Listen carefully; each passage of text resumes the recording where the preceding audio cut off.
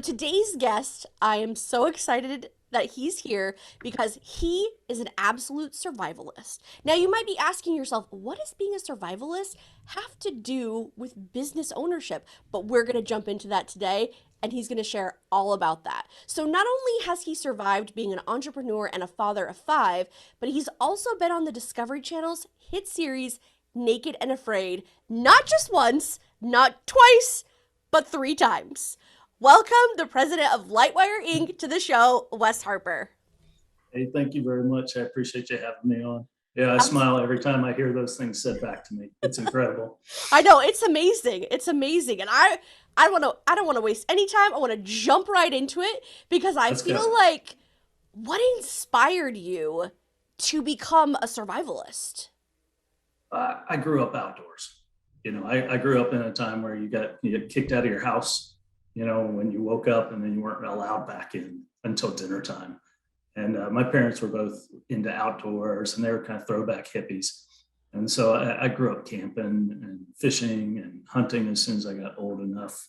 And so I've always been outside and I just love it.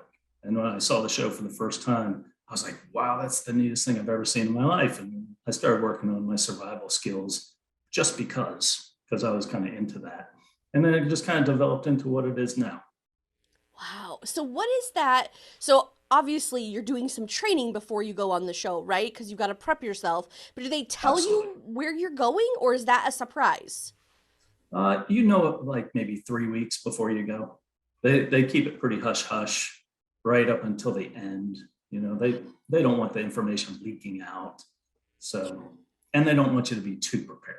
Right. So what was it like the very first time that you were on the show? Mhm. It was terrifying.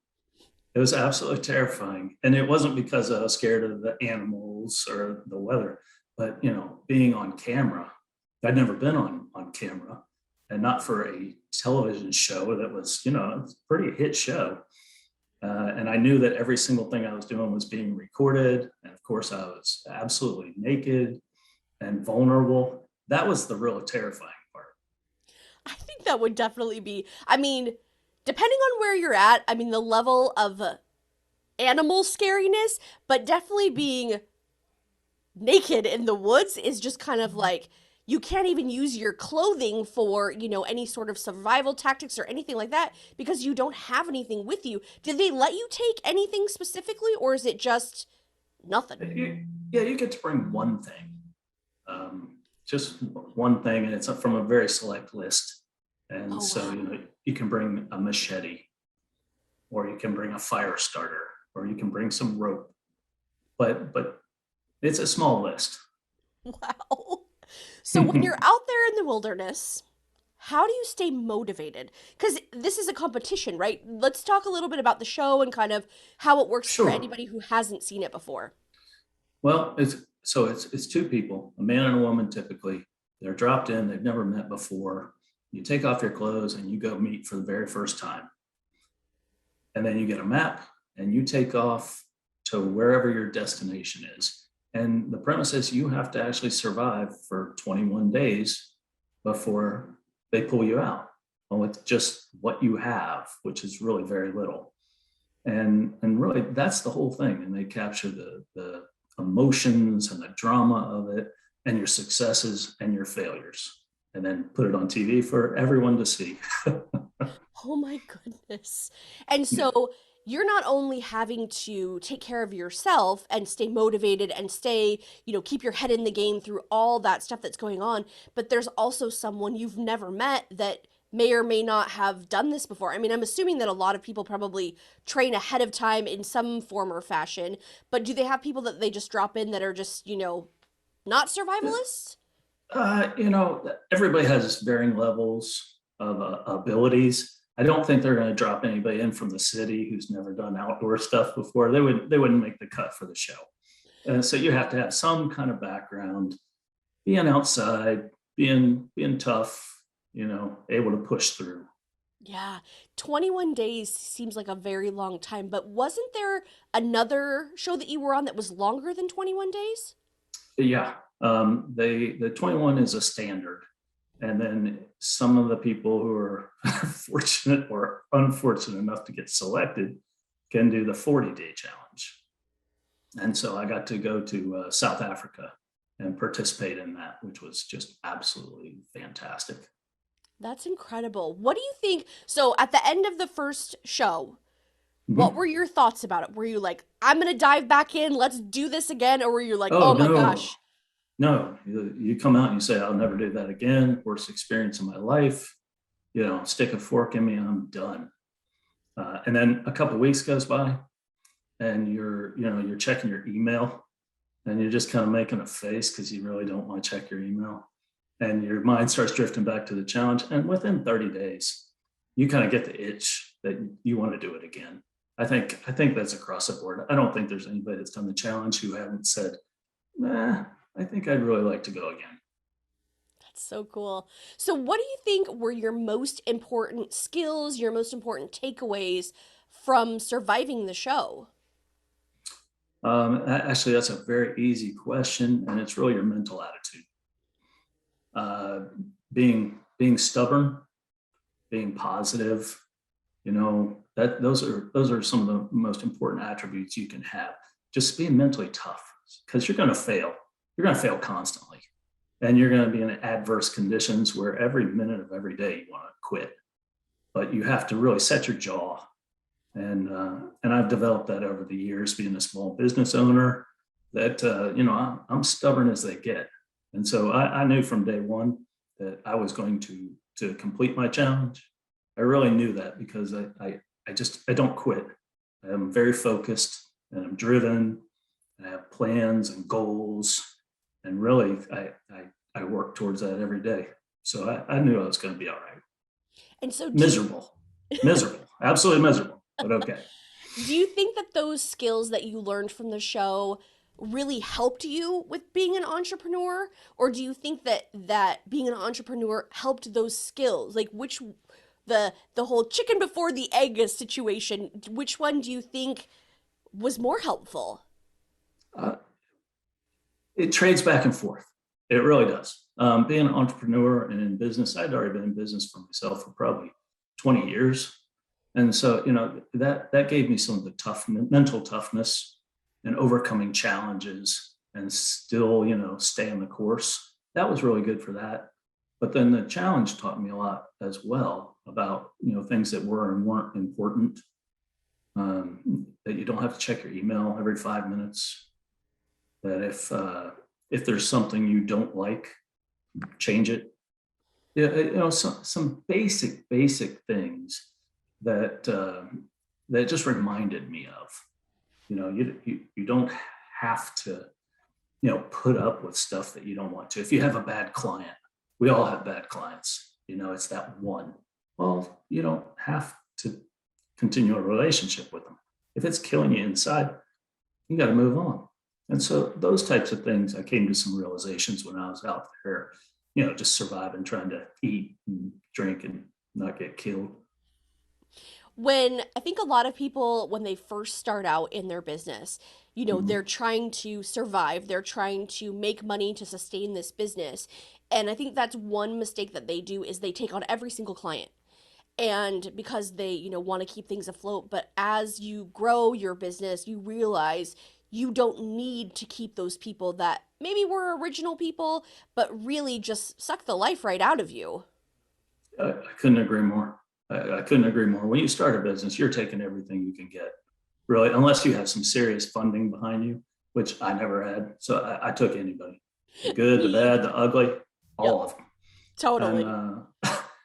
and you do what you do to survive. But as you mature as a business owner, you start to realize that those certain clients, they're costing you way more than you're making. And once you get rid of them politely, you know the energy level goes up. You're a lot more positive. Inevitably your bank account goes up. And so it's a hard lesson to learn, and it's hard to make that first cut. But once you do, it's a really good move, and you feel good about it. You feel the positive energy just flow once you do that.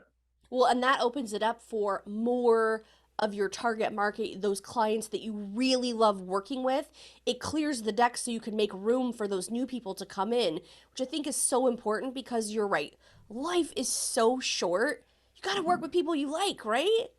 Absolutely, absolutely. And once you know, like you said, your target audience. Once you know that target audience, more importantly, you know the people that aren't your target. And when they knock on your door, you know not to answer it. Absolutely. So, LightWire, which is your company, is one of the fastest growing IT companies in North Carolina. So, tell me a little bit about what your company does, what you focus on, and how you got started. Well, sure. Well, I mean, we're an IT company. We provide managed services, which means that we take care of people on a monthly basis, or flat rate monthly basis. We take care of everything from, their wireless systems to their email, to their servers, to our cloud services. And we do it all on a monthly flat fee. And it's evolved over the years. When I got into it, back in 96, which is forever ago. IT wasn't even close to what it is today. I didn't even have a cell phone for the first year when I started the company, which is unimaginable now. And so we've really seen technology evolve. And because of that, we've had to evolve, right along with it. So it's a learning process. You learn every day, and you have to be willing to change, like, consistently. That's the only consistent. You just keep changing as the technology changes. I think the best representation of that is I remember when I was younger and we got a bag phone. Do you remember those? Like the cell phones Oh, that were like huge and you carried it around in a bag, not a cute purse, but like an actual like black bag. And oh now yeah, it's like, connected to a car battery. yeah, and now it's like a weensy little tiny thing. And it's just incredible that technology has evolved so much. And with that technology evolution, I really want you to talk a little bit about some cybersecurity because my very first podcast episode was about me getting hacked. And I would love for you to share with our listeners, like, just your top 3 tips to protect yourself because technology is going to continue to evolve and so are the scammers. Yeah, it's only getting worse. It's not getting better. They're getting more Um, clever as the days go by. Absolutely. Here in North Carolina, we've had our municipalities hacked all over the place in the past 18 months. It's really created a lot of problems and cost a lot of money. I think I wrote down there were 1,644 data breaches last year. I Holy mean, smokes. that's unbelievable. Can you imagine how much money that costs? Just even if no money's exchanged, just in downtime, at, at millions to billions of dollars. Small businesses who we work with, small and medium businesses, they unfortunately have this feeling of security by obscurity. They think, well, I'm too small. Nobody's going to really get me. I'm not Walmart or Target. I'm not the big guys that they're going after. And unfortunately, that's not true. And we're seeing that more and more with ransomware. That's a huge, ugly problem that we're having right now. And they don't care who they target. If you store data, you're a target. They're coming for you. They absolutely are. There's just nowhere to hide anymore. And so really, there's a few basic things that you can do to really protect your business. And from the network level, you need a firewall. Please have a firewall first and foremost. And don't just run down to your box store and buy the $69 firewall that's on the shelf. Get it from a company who can support it and update it and do security patches, because it's hackers and bad guys. Once you have a piece of equipment, they learn how to hack it. And then there's a security patch so they can't hack that. It's a very reactive state. And if you don't have your equipment updated, patched pretty much constantly, the bad guys just get smarter and smarter until they get you. So that's from the network level. Also, make sure you're backing up your information. I mean, if you get hacked and you have a full backup, you can pretty much give the bad guys the middle finger, restore from backup, and just go back to business. So back up your critical data. And then lastly, it's at the user level, which is really the most dangerous. We're all our own worst enemy when it comes to security, really. It's that email that we opened that we shouldn't have. It's this redirected website that we went to and got malicious code. I wanted to buy this pair of shoes off of Facebook, and now I've gotten ads for the past 6 weeks with every shoe known to man. It's that. So at the user level, make sure you have good antivirus, make sure you have good anti-malware, and if you can, take a small security awareness training class. They're online. We offer them ourselves, but you can educate yourself on, what emails not to open and how to deal with emails that are questionable. It gives some great tips. It's really cheap, and it'll really, any money you spend there, you will save in the long run. I think that there's so many different ways that people, I mean, there's the obvious one, like the Prince of Ali who's going to send you, all this money and things like that. But you know what happened to me the other day that kind of caught me off guard, which I hadn't seen before, and maybe this is something that you're probably super familiar with, but it was, I place Facebook ads for my other business, and someone had sent me a text message and said, "Hey, I'm interested in getting more information about what you advertised," with a link. And I was like, "Oh no, you didn't." But I was just like, "Okay, so this is what we're doing now. We're texting links." Okay. They're Yeah, just evolving. it's unbelievable.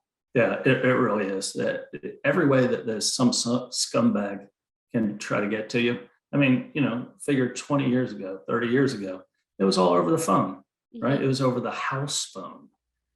And, and they just keep evolving. They're going to be trying to hack into your digital watch. It's inevitable. Those things they're actually here. They're not coming, they're here.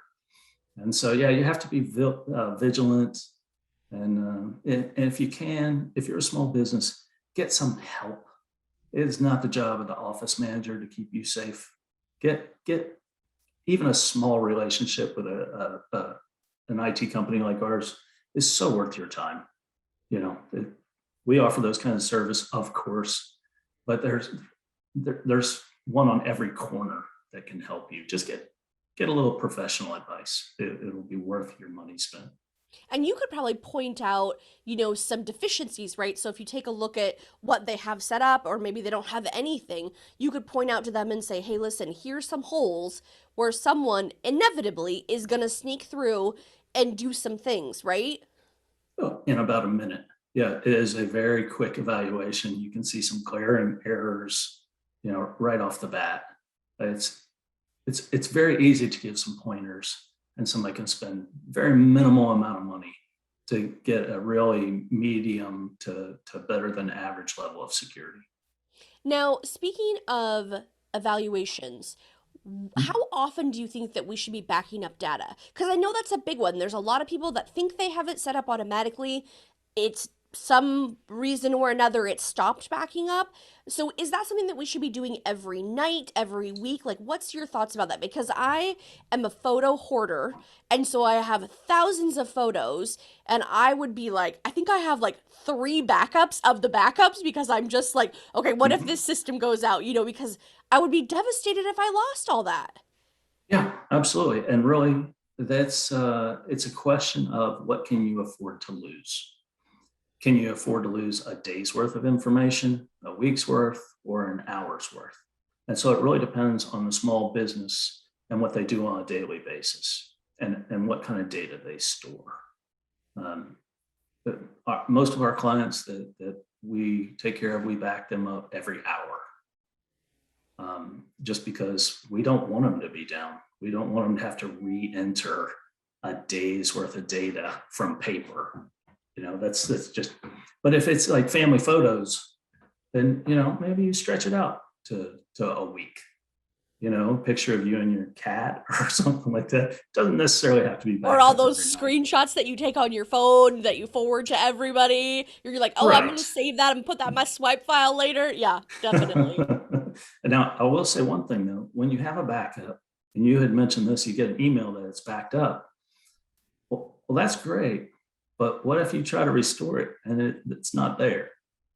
That's something that happens actually quite frequently. They say, "Oh no, I got the email. It said it was backed up." Well, it's really good practice to restore from a backup to make sure. That's like when you sleep good at night, and we do that for our clients. We do it once a month. We do a mandatory restore. We take a screenshot of it, send it to our client, and go, "Okay, you can sleep at night." In addition to the email that says you're backed up, here's really the backup. So Well, and I think it's smart. that's one thing that we talk about, the news talks about it, we talk about the money that we could potentially lose. But let's talk about the emotional turmoil of like knowing someone. It's like someone breaking into your house, or like you don't know if they're still there. I mean, it's just all these different things that go into it. It's about the money, but also the stress that someone got in, but also the stress of like, do I even have a backup? It's just amazing to me that there's a lot of people that don't realize, and maybe they just haven't lost their data yet, but Mhm. that backup is huge. It Huge. is. I mean, you can take it from a pure business perspective of losing your QuickBooks, you know, or losing social security numbers of clients, and then take it all the way to the other side and say, okay, you had all the pictures you've taken in the last 10 years, and all of a sudden they're gone. I mean, the emotional toll, on losing 10 years of pictures is pretty great also, Mm-hmm. and losing all your business data that you've acquired. I mean, that's a whole different kind of emotional toll. So yeah, the backups are simple. And so they're too simple not to do to safeguard what you have. You mentioned losing QuickBooks. That one gave me goosies. I was like, oh, not my QuickBooks. All right, that's business crippling if Mm-hmm. that happens. It really is. What do you think are the most important systems to have in place for your business? So we know we've got to do a backup, right? We've got to have an evaluation to see where there's any potential holes that we can fill. What are some other things that you have discovered in your business that you think are the most important to share with everyone? Well, it's kind of the big list, or the big top three things I went over before, really. A decent firewall that's maintained, a backup, and then your antivirus and anti-malware Those are the big maintained, three. updated. Those are the big three, and then some general awareness. Really, I, I, I get emails all the time, and they're supposedly from, let's just say Walmart. But then in the address, if I reply to it, it goes back to a Gmail account. So, I mean, there's little nuances like that you look for. You look for emails that are misspelled, emails that have bad grammar, anything that says click on your invoice. A little bit of training really teaches you how to stay safe. If you ever get an email, here's a tip, free tip 101. If you get an email you're unsure of, call them. Just call them and say, did you send me this email? That will save you more hassle than you could ever imagine, just for a little extra step of security. Yeah, and I think that we're so rushed these days that that's so easy to just pick up the phone and call and leave a voicemail, reach out to someone before you click on that, and it's like irreparable damage. Mm-hmm. What I mean, I'm sure you've seen it time and time again, but how often do you think that you need that evaluation? So let's say that you come in, you do the initial evaluation, you patch the holes, you're doing your backup. Is it something that people should be reviewing what they have, the systems that they have, the systems that they need? Do you think that should be like an annual thing, or is it, every couple years? What are your thoughts on that? If you're doing it yourself, it's for the person, for the business owner that wants to take care of himself. I would do it really every 6 months. I would really look at that, just so you can self-evaluate if you're doing the correct things, if you've really done the patching, if you've really updated your systems, if you're really keeping up with your antivirus. I would do that every 6 months as a self-check. If you're working with a company like mine, we do it consistently. And so it's not too much of a self-check. It's happening constantly in the background. And are you able to do those consultations for people? People don't need to be in North Carolina to have you help them, right? Oh, no, absolutely not. 95% of what we do these days is remote. I actually have clients in Russia. I have clients in London, Poland, South Africa. I mean, and we're taking care of their business, and we're doing it all from Raleigh, North Carolina. And so yeah, if there's somebody out there that just has questions, we're real easy to get a hold of, and we can help them in any number of ways. And where would people find you? What's the best way to connect with you? The best way really is probably just to go to our website. You can just send us an email through the website. We're at lightwireinc.com. Easy to get a hold of. We of course have our Facebook page and our Instagram page that we put out there just for a little marketing and awareness. But going to our website is really the best way to get a hold of us. And if people want to connect with you about survivalism and Naked and Afraid to find out when you're going to be on the show next, do you have plans to go back again? Well, I'm not in charge of that department, but I'd be a liar if I said that I don't think I'm going to go again. Um, I don't know.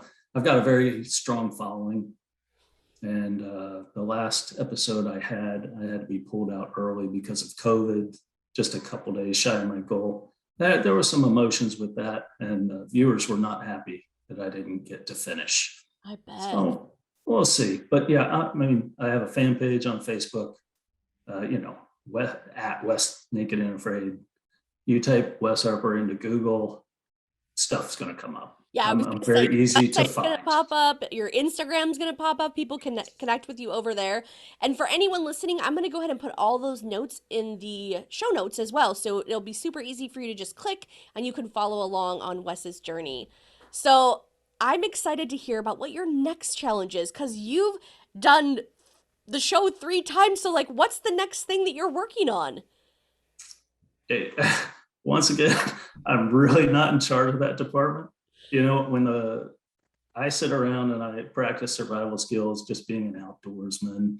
I go camping and hunt and fish and all that stuff. And then when the phone rings and I see it's Los Angeles, I pick up the phone. I pick up the phone. I never know what's around the corner, though. Right. And if people are interested in finding out more about just survival skills, what's your best Mhm. recommendation for them? A where to start, I guess. Is it going camping? Like what are your thoughts about that?